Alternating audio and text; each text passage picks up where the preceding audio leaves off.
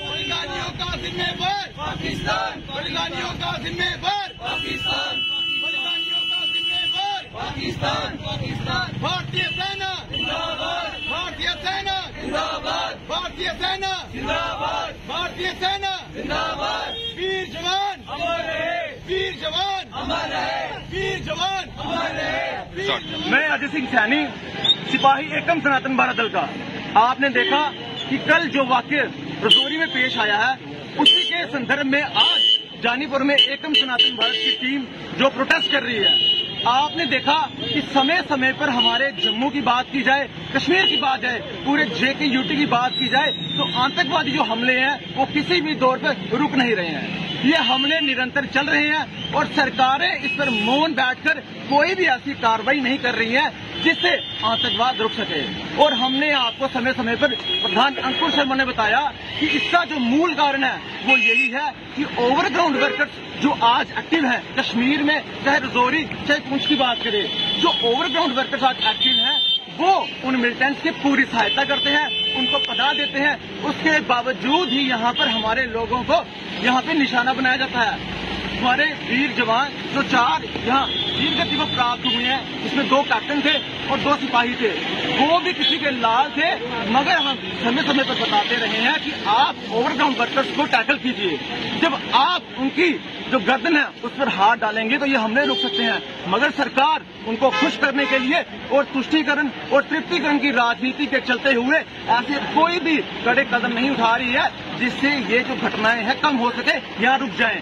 और सबसे बड़ा जो एक आज फैक्टर सामने आ रहा है वो ये है कि रजौरी और पुंछ को इन्होंने अनंतनाग के साथ जोड़कर ये बहुत गलत काम किया है, जिससे जो वहाँ माइनॉरिटीज हैं उनको अपनी जान का बहुत खतरा हो गया। और आपने देखा किस तरह ढांगरी में वहाँ लोगों के वोटर कार्ड देख कर लोगों को चुन चुनकर वहाँ लोगों की हत्याएं की जा रही हैं। इसको कहते हैं सिलेक्टिव टारगेटेड किलिंग। और किनकी? हिंदूज की।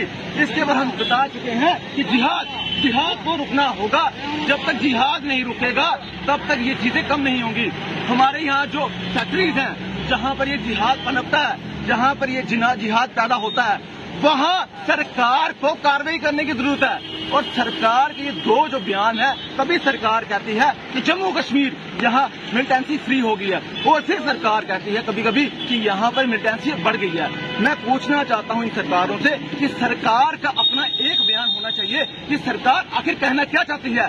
सरकार यहाँ पर अपने दोहरे स्टैंडर्ड से, डबल स्टैंडर्ड से ये लोगों में एक असमंजस डाल रही है कि सरकार के हाथ में कुछ नहीं है। इसलिए हम कहना चाहते हैं अगर सरकार के हाथ में कुछ नहीं है तो सरकार सेना को सौंप दे कि आप अपने लेवल पर कार्रवाई कीजिए, जो होता है कीजिए। और अगर पाकिस्तान की बात की जाए, मुझे अफसोस होता है जो लोग पाकिस्तान को भला बुरा कहते हैं। मैं कहना चाहता हूं कि पाकिस्तान में इतनी क्षमता ही नहीं है, पाकिस्तान में इतनी ताकत ही नहीं है कि वो हमारे भारत पर आंख उठा के देख सके।